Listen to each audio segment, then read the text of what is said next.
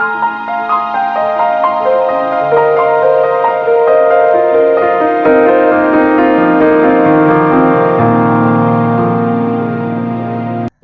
Hello नमस्कार.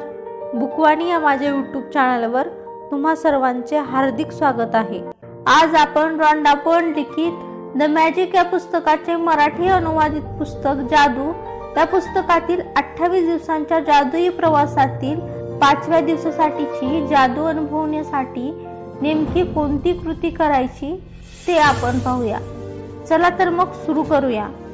5वा दिवस, जादूची धनसंपत्ती. ख्रिश्चन शास्त्राच्या ईशस्वन पुस्तकात म्हटले आहे, कृतज्ञता म्हणजे श्रीमंती, कुरकुर म्हणजे गरिबी. तुमच्या जीवनात जर फारसा पैसा नसेल तर समजून घ्या की त्याबद्दल चिंता, मत्सर, हेवा, निराशा, खचून जाणे, संशय आणि भीती अशा भावना तुमच्या मनात असतील तर तुम्हाला आणखी पैसे कधीही मिळणार नाही. तुम्हाला तुमच्याकडे जेवढा पैसा आहे त्याबद्दल कृतज्ञता वाटत नसल्यामुळे या भावना तुमच्या मनात निर्माण होतात. पैशाबाबत सारख्या तक्रारी करणे, वादविवाद करणे, त्यामुळे वैफल्य येणे, कोणत्याही गोष्टीच्या किमतीबाबत चिकित्सक असणे आणि दुसऱ्याच्या मनात पैशाबद्दल वाईट मत निर्माण करणे यापैकी कोणतीही भावना पैशाबाबत कृतज्ञता व्यक्त करणारी नाही. यामुळे तुम्हाला मिळणाऱ्या पैशात कधी सुधारणा तर होणार नाहीच, उलट परिस्थिती आणखी बिघडेल. सध्याची तुमची परिस्थिती कशीही असो, पण सध्या जो काही पैसा तुमच्याकडे आहे त्याबद्दल तो अपुरा असल्याचा विचार मनात येणं हे कृतज्ञतेचे लक्षण आहे. तुम्ही सध्याच्या परिस्थितीबाबतचा विचारच मनातून काढून टाका आणि त्याऐवजी जो काही पैसा तुमच्याकडे आहे त्याबद्दल कृतज्ञता बाळगा. त्यामुळे तुमच्या जवळ असलेल्या पैशात जादूमयरित्या वाढ होईल.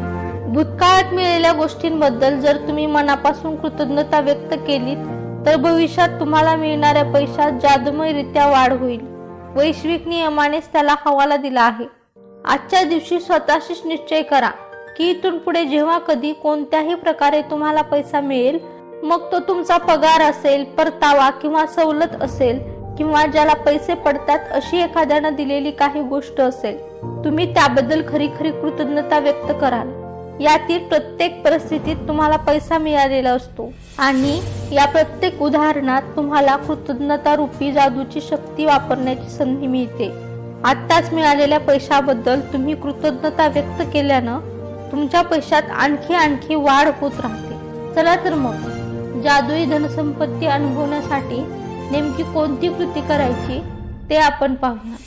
जादूची कृती क्रमांक 5, जादूची धनसंपत्ती. त्यातील पहिली पायरी, जादूच्या कृतीच्या 1 ते 3 पायऱ्यांचा पुनरुच्चार करा. क्रमांक 1, तुमच्या वरदानांची मोजदाद करा. 10 वरदानांची यादी करा. तुम्हाला कृतज्ञ का वाटतं ते लिहा. तुमची यादी पुन्हा वाचा आणि प्रत्येक वरदानाच्या शेवटी आभारी आहे, आभारी आहे, आभारी आहे असं 3 वेळा म्हणा आणि त्या वरदानांबद्दल जेवढी शक्य असेल तेवढी कृतज्ञता व्यक्त करा. यातील दुसरी पायरी, शांत बसा.